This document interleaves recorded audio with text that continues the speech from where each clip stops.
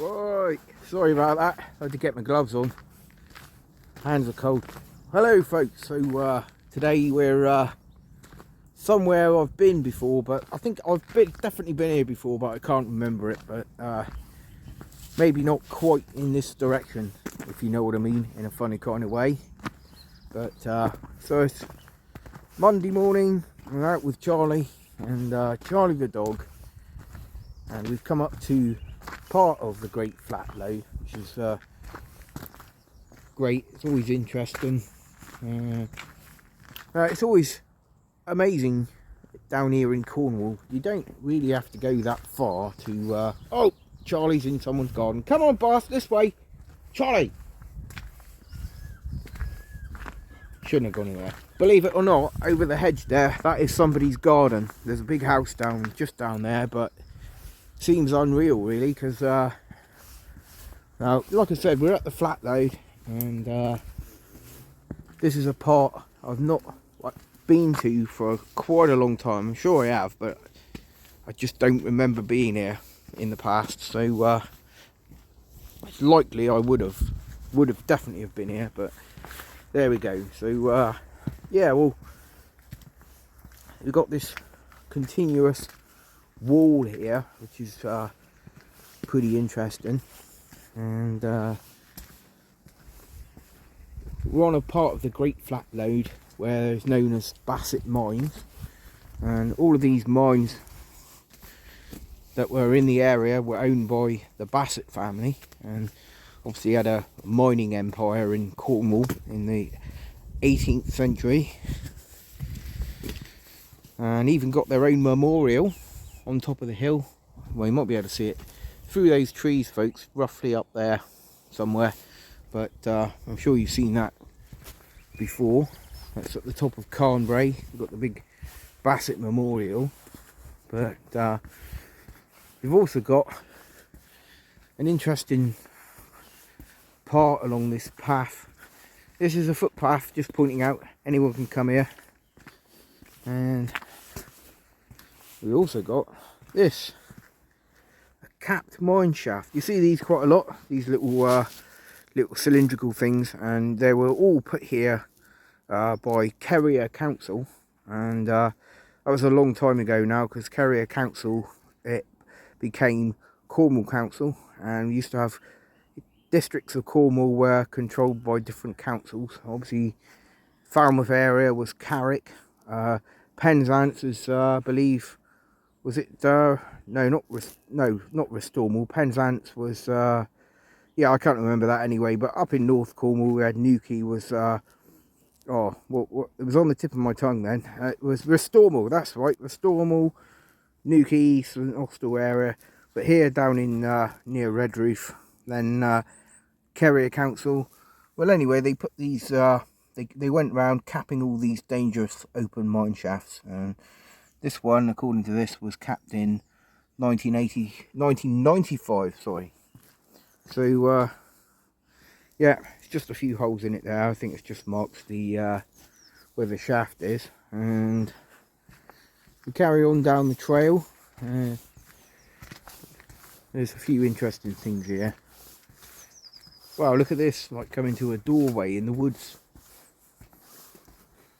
So I'm guessing this was once part of an old building, and you know, got the big wooden beam. Obviously later I think that's been added to stop the stonework from falling apart, but crushing somebody. And it opens up into this. We've got this huge stone wall here, and I'm just using my phone today, guys. I've just come out with a dog, so it's not really a serious video, but I thought as I'm here I might as well document it. And you can see you've got the path goes that way, and that way. So we've just been up to some of the engine houses at Basset Mines just up there, and it's pretty impressive. You can see once, I think with this stone floor, I think the other end of this building has long since disappeared, the other gable, and looks like there was possibly another one there right next to it, which is fairly interesting. But I don't know what it was. As I was walking down here earlier, there was something that sort of captivated me about this little part of the trail here. I'm going to keep filming just so I can show it to you. And rather unassuming really, until looming through the trees just there is an enormous chimney. Obviously that's from an engine house. I'm guessing that the engine house is which is peculiar really, because some of the engine houses had the chimneys right next to them and some of them didn't. The chimneys were kind of built remotely away from it. Obviously ducts and things to carry the smoke. And there, immediately right next to it, we've got another chimney. And this one being a very short distance between the chimneys. But wow, look, and you can see there's also a third chimney that's, I think it's hasn't lasted as long as the other one. And what I'll do in a minute, excuse the wobbliness, just got to try and take my glove off so I can zoom in on it for you. I'm trying my best to zoom the camera in. You can see right at the top there, we've got some unstable brickwork. Look, it's slowly coming apart, that one, which is very sad. But credit where it's due.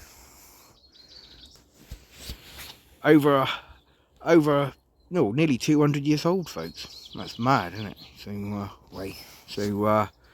Yeah.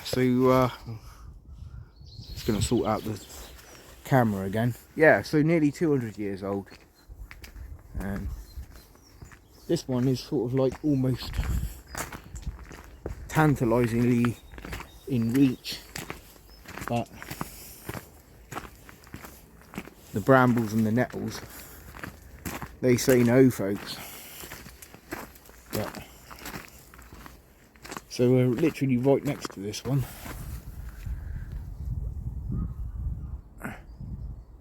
Always been thinking that now I've seen the top of that thing, I'm thinking that, you know, one or two loose bricks could come tumbling down at any time.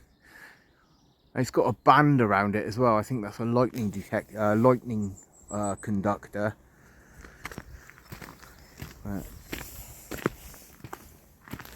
And here we go.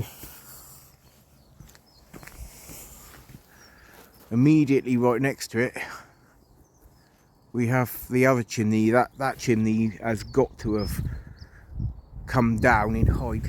I'm sure it was probably a lot taller than that, undoubtedly.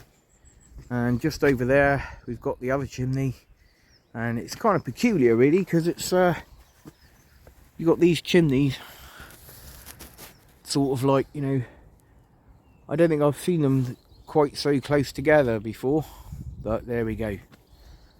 So yeah, we're gonna head back, I think, but just wanted to show you this. And obviously we're near the village of Carn Kai, which isn't that far to walk really. And you know, if you're in the area, or there's a car park as well, a free car park. You see my little car in the distance there. So hope you've enjoyed this quick little walk and some interesting industrial history. Yeah, we love it. So cheers, see you next time.